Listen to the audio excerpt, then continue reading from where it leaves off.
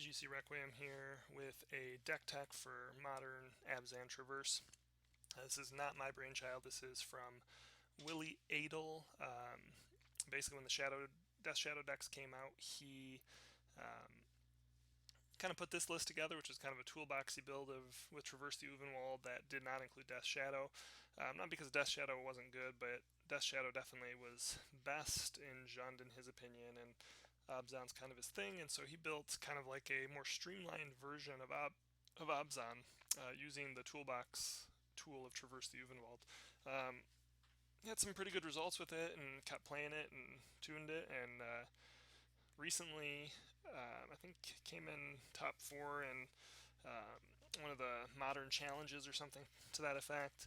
Wrote another article about it. I'll try and put it at the bottom at dexarmy.com, their team's website, and you can read more about it there. But at a high level, basically, this is the deck. It basically plays out a lot like an Abzan deck, the standard BGX builds. It also has quite a bit of the Death Shadowy type play to it, but it's kind of hard to explain. It's almost like the deck has the ability to play more of the natural Abzan attrition war without like all the life loss that the shadow builds get, but is much more consistent as well due to Traverse and Bauble being able to like get you your creatures when you need them and get you some toolbox creatures that can kind of act as spells for you as well.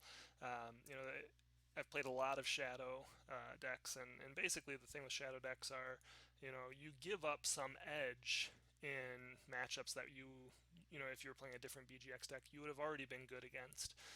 So you get kind of worse in some of those matchups. But the trade-off is that you get better against the decks you previously struggled against. And so since the deck was always kind of good against everything, losing a few percentage points against decks that you were that you were already good at to gain a lot of percentage points against decks like Tron or Scapeshift that you previously like had almost no chance of beating, at least on any sort of regular basis. It was worth it, and I mean, still it is. It's still a great deck, but I wanted to give this deck a try. It seems totally up my alley, sort of thing I play, and so we put it together based on his most recent list and one minor tweak, and basically we're going to take it through a league. So the mana base, you run 8 fetches. You have your tombs, Temple Garden, Godless Shrine for your fetchable shocks, and you have all 3 of your basics. And then you have 2 Blooming Marshes, which are less. Again, you're not trying to drive your life total down. You're not playing Death Shadow, so there's none of that going on, and so these are just kind of help you curve out early without doing too much damage to yourself. And then you have a couple tutorable lands in Bojuka Bog. When Bojuka Bog enters the battlefield, it enters the battlefield tab, but when it enters the battlefield, exile all cards from target player's graveyard. So this is great against decks like Dredge, Storm. Honestly, against the Shadow decks, it can even be pretty good. Because it just gives you a way to empty their graveyard while still just progressing, your own game plan. Also, Treetop Village. This was like one of my favorite cards when I first started playing Modern, or when I first started playing Magic. Wasn't all that long ago. Maybe 3 years ago, 3.5, 4 years ago. But when I first got into Modern, Abzan was the first deck I kind of put together, and so it was really good then, or at least really popular. Played it a lot, but it's kind of fallen to the wayside. So it's kind of nice to play it, but it gives you another kind of beater that can close quick, and you don't need a lot of them. You're not playing a lot of lands.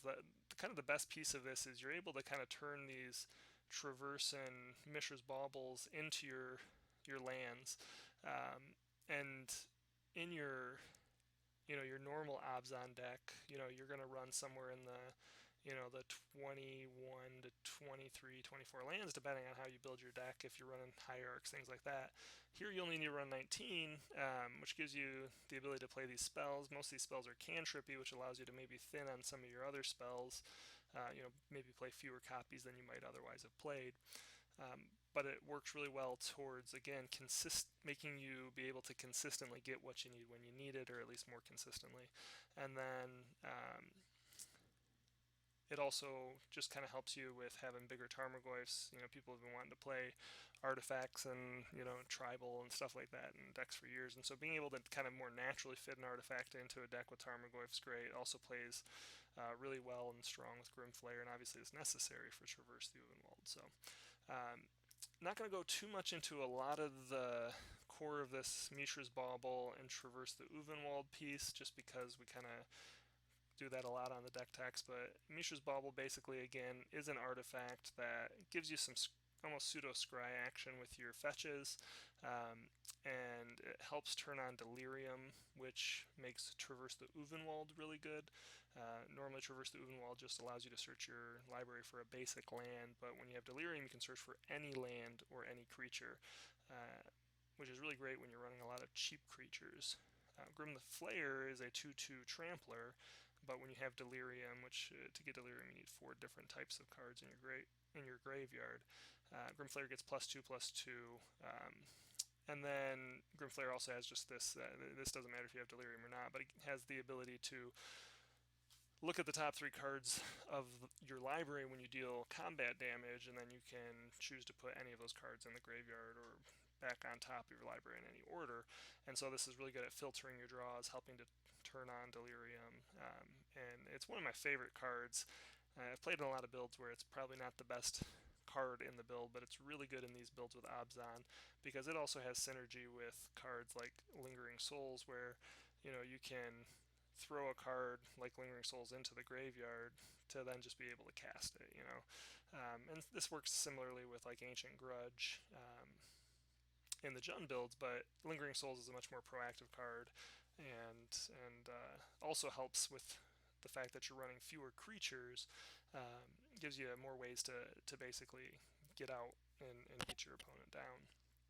You're running the basic BGX, 6 hand disruption spells, 3 Inquisition of Kozilek, and 3 Thoughtseize. In this case, you're running about 6 main removal spells, 1 CMC removal spells, current split, 2 path, and 4 push. Just the vast majority of creatures and decks, and decks in the format are running creatures like Fatal Push hits. There's been a little bit of a shift to try and play around Fatal Push some, but not enough to really force path to be necessary to run a even 3/3 split.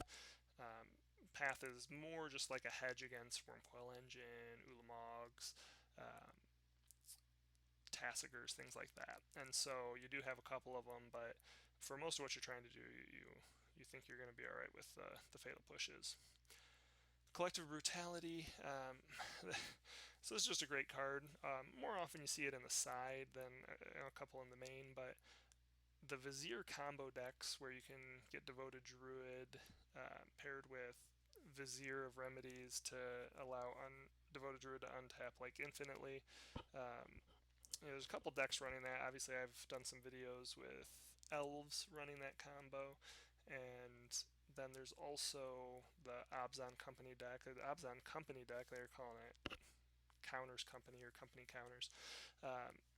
Basically is like an Abzan Collected Company deck, just like any of the other ones in the past with the Infinite Life combo with Kitchen Finks.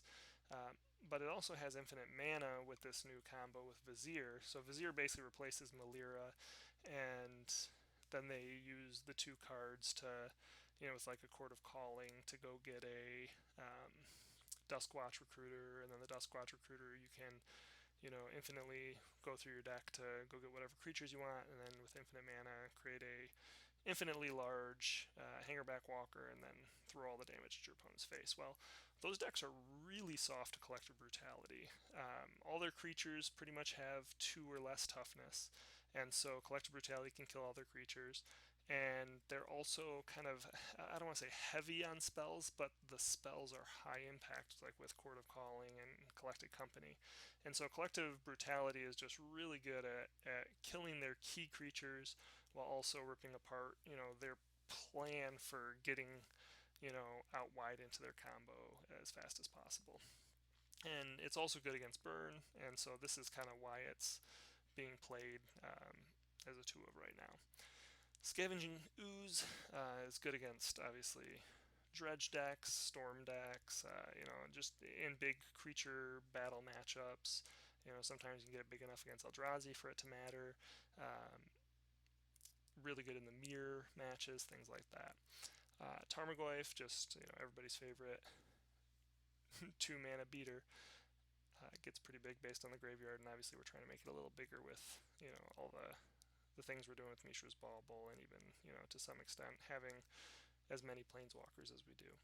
Abrupt Decay just is more interaction removal, but also good against non-creature permanents such as your Ensnaring Bridges and Blood Moons, etc. Again, we've already talked about Lingering Souls. Lingering Souls is just really good value. The best thing about it is that, with Liliana of the Veil, with Collective Brutality, even with Grim Flayer, there's going to be these scenarios where you naturally want to put either you have to pitch a card, right? Collective Brutality, you want to cast multiple modes. Liliana of the Veil, you have to discard a card when you uptick. So these naturally play into Lingering Souls pitching cards. And again, the other one was that Grim Flayer, wanting to getting to look at the top 3 cards to help fuel Delirium. You can throw Lingering Souls into your graveyard and still get value out of it by flashing it back either that same turn or later to get some flyers, and those flyers matter more often than you'd think. Liliana of the Veil, just one of the most powerful planeswalkers ever printed, and it has consistently been great in Modern.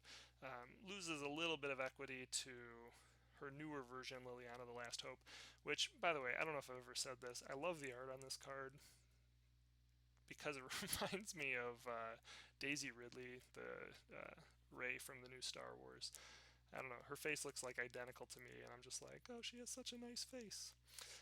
Anyway, Liliana the Last Hope is like basically good in all the matchups that Liliana of the Veil is not. Liliana of the Veil's weakness has always been, it really is typically against decks that go wide. So the down ticking to have them sacrifice a creature doesn't do you a whole lot of good when they still have 1 or 2 other creatures that can get around your 1 blocker to kill her.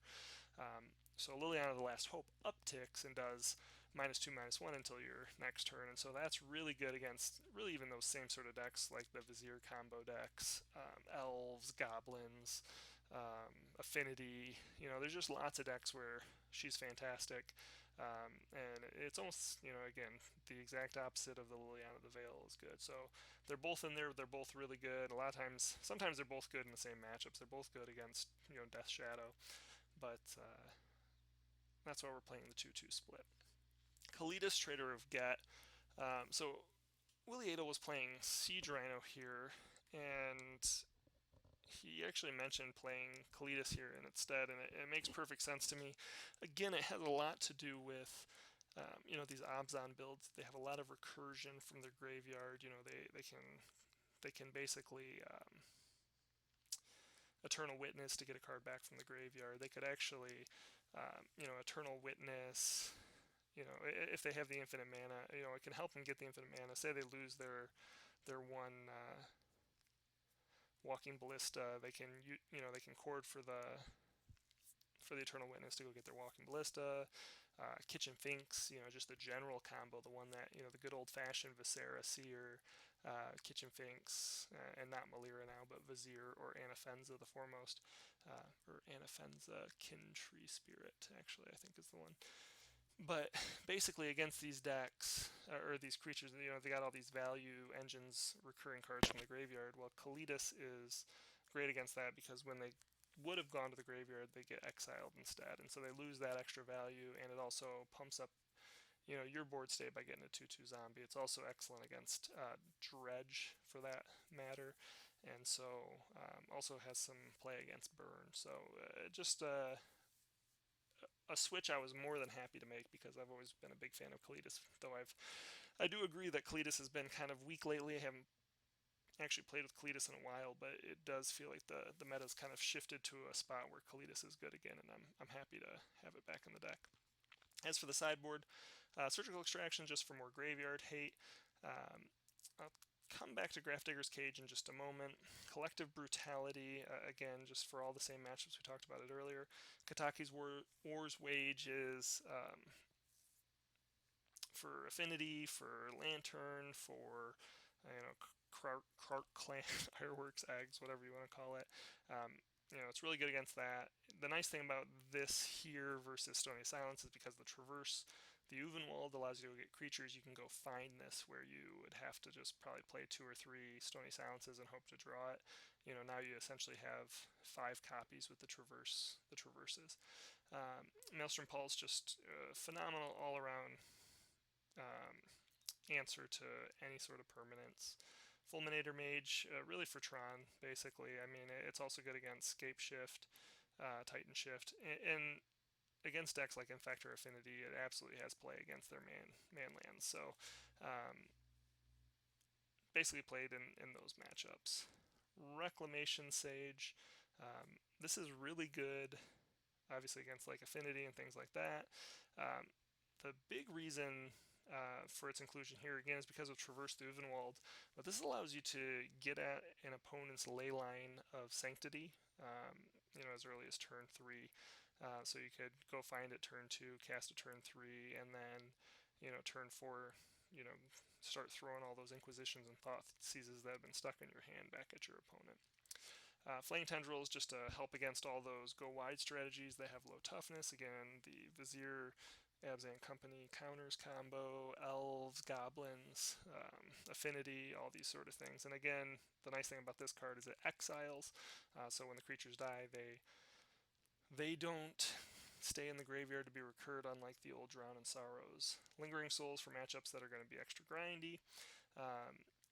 So just having access to your 4th. Eidolon of Rhetoric. Each player can't cast more than 1 spell each turn. This is obviously great against Storm, which is a big deck. Surgical Extraction, also great against Storm.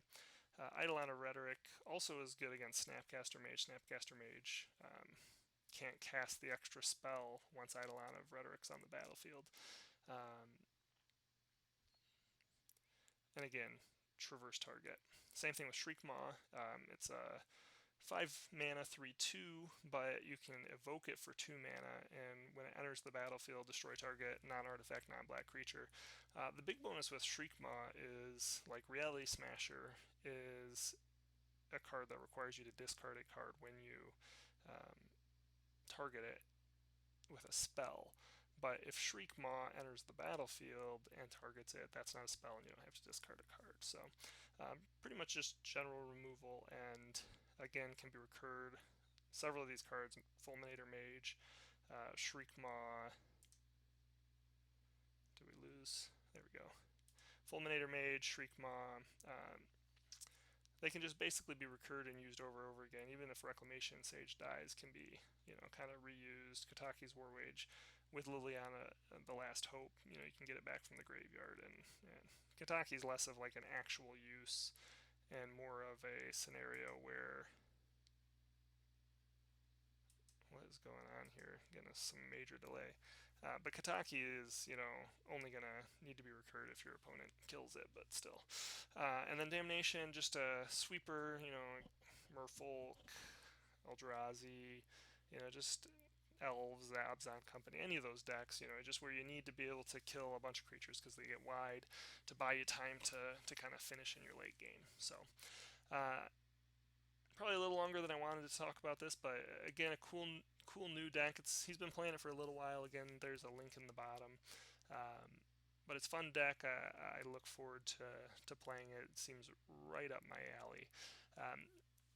That said, that's it for tonight. If you enjoyed what you've seen, we've got the big face in the middle there to subscribe. There's going to be some matches to the left for the league that I play, and there'll be some videos to the playlist as I add more matches in the future. There should be more matches to watch there as well. Thank you, everybody. Have a good night.